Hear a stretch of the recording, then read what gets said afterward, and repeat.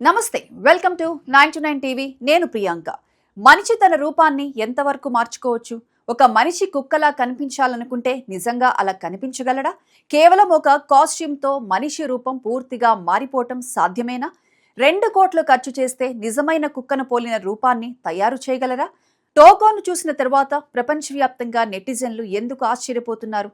మనిషి ఊహకు హద్దులుండవు. మనకు నచ్చిన జీవితం గడపాలని కోరుకోవటం సహజం. మనకు నచ్చిన దుస్తులు వేసుకుంటాం, నచ్చిన హెయిర్ స్టైల్ మార్చుకుంటాం, టాటూలు వేయించుకుంటాం. కొందరు తమ రూపాన్ని పూర్తిగా మార్చుకునేలా కాస్మెటిక్ సర్జరీలు కూడా చేయించుకుంటారు. కానీ ఒక వ్యక్తి ఏకంగా ఒక కుక్కలా కనిపించాలని కోరుకొని అందుకోసం ప్రత్యేకంగా ఒక అత్యంత రియలిస్టిక్ కాస్ట్యూమ్ తయారు చేయించుకున్నాడంటే మాత్రం అది సాధారణ విషయం కాదు. ఇప్పుడు జపాన్కు చెందిన టోకో కథ ప్రపంచవ్యాప్తంగా అందరి దృష్టిని ఆకర్షిస్తోంది. టోకో అనే వ్యక్తి తనను తాను బోర్డర్ కోలీ కుక్కలా కనిపించేలా రూపొందించుకోవాలన్న ఆలోచనతో ఒక ప్రత్యేకమైన కాస్ట్యూమ్ తయారు చేయించుకున్నట్లు తెలుస్తోంది. సాధారణంగా కాస్ట్యూమ్ అంటే దుస్తులు వేసుకున్నట్లు స్పష్టంగా కనిపిస్తుంది.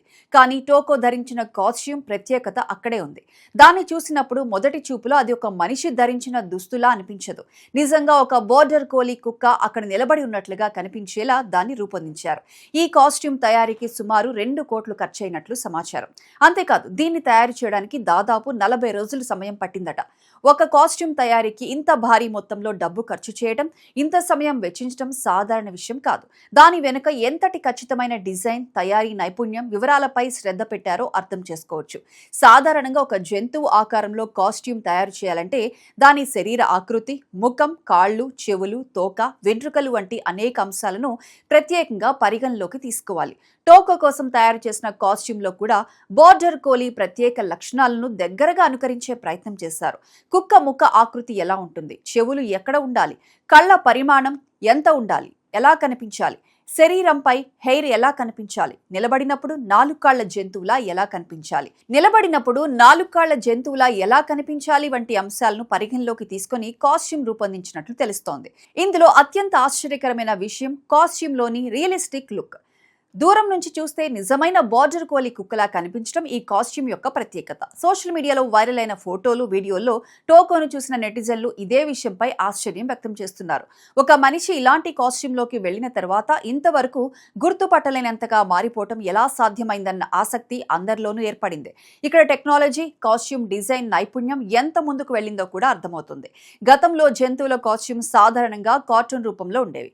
వాటిని చూసిన వెంటనే అది మనిషి ధరించిన కాస్ట్యూమ్ అని తెలిసిపోయేది. కానీ ఇప్పుడు అత్యంత సూక్ష్మమైన వివరాలను కూడా ప్రతిబింబించేలా కాస్ట్యూమ్స్ తయారు చేయగలుగుతున్నారు. ఫలితంగా ఒక వ్యక్తి నిజమైన జంతువులా కనిపించే స్థాయికి చేరుకుంటున్నారు. టోకో కథలో మరో ఆసక్తికరమైన అంశం అతను ఎంపిక చేసిన జంతువు. సాధారణంగా మనుషులు కుక్కలను ఇష్టపడటం కొత్త విషయమేమీ కాదు. కుక్కలను పెంపుడు జంతువులుగా పెంచుకునేవారు ప్రపంచవ్యాప్తంగా కోట్ల సంఖ్యలో ఉన్నారు. వాటి స్వభావం, రూపం, విశ్వాసం, మనుషులతో అనుబంధం చాలా మందిని ఆకర్షిస్తాయి. కానీ ఒక వ్యక్తి తనను తాను ఒక కుక్క రూపంలో చూసుకోవాలనుకోవడం మాత్రం పూర్తిగా భిన్నమైన వ్యక్తిగత అభిరుచి. బోర్డర్ కోలీ కూడా ప్రత్యేకమైన కుక్క జాతిగా ప్రపంచవ్యాప్తంగా గుర్తింపు పొందింది.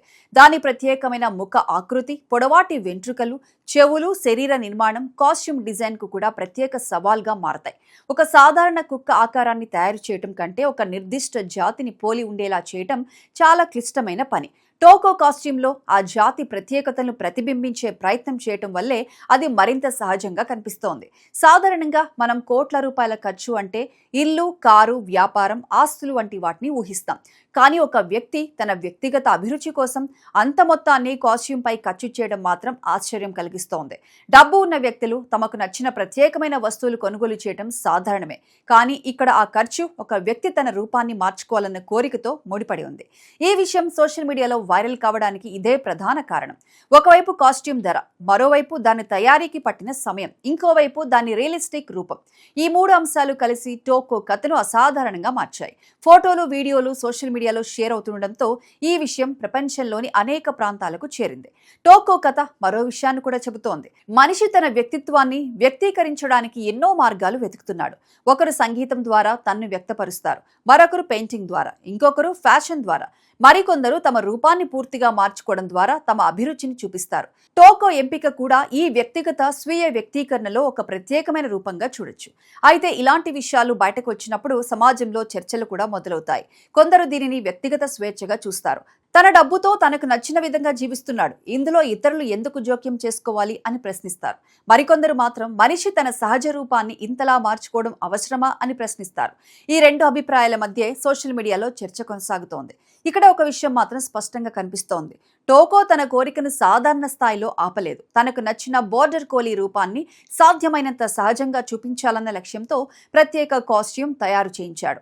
అందుకే దాని తయారీలో ప్రతి చిన్న వివరానికి ప్రాధాన్యమిచ్చినట్లు తెలుస్తోంది. 40 రోజుల సమయం కూడా ఈ పనిలో ఉన్న సాంకేతిక క్లిష్టతను సూచిస్తోంది. కాస్ట్యూమ్ తయారీలో ముఖ్యమైన అంశం అది ధరించిన వ్యక్తికి సరిపోయేలా ఉండటం. బయట నుంచి ఎంత అందంగా కనిపించినా ధరించిన వ్యక్తి కదలలేకపోతే ఆ కాస్ట్యూమ్ ఉపయోగకరంగా ఉండదు. అందుకే శరీర కదలికలు, బరువు, సమతుల్యత, లోపలి నిర్మాణం వంటి అంశాలను కూడా పరిగణలోకి తీసుకోవాల్సి ఉంటుంది. అదే సమయంలో బయట నుంచి చూస్తే నిజమైన జంతువులా కనిపించాలి. ఈ రెండు లక్ష్యాలను ఒకేసారి సాధించడం కాస్ట్యూమ్ తయారీదారులకు పెద్ద సవాలే. టోకో విషయంలో ఈ ప్రయోగం మరో స్థాయికి వెళ్ళింది. ఒక వ్యక్తి తన రూపాన్ని దాచుకుని పూర్తిగా వేరే జీవిలా కనిపించడం వల్ల చూసేవారిలో సహజంగానే ఆసక్తి పెరుగుతుంది. ముఖ్యంగా అతను నడిచే తీరు, నిలబడే విధానం, కాస్ట్యూమ్లోని హెయిర్, ముఖ ఆకృతి ఇవన్నీ కలిసి ఒక వింతైన దృశ్యాన్ని సృష్టిస్తాయి.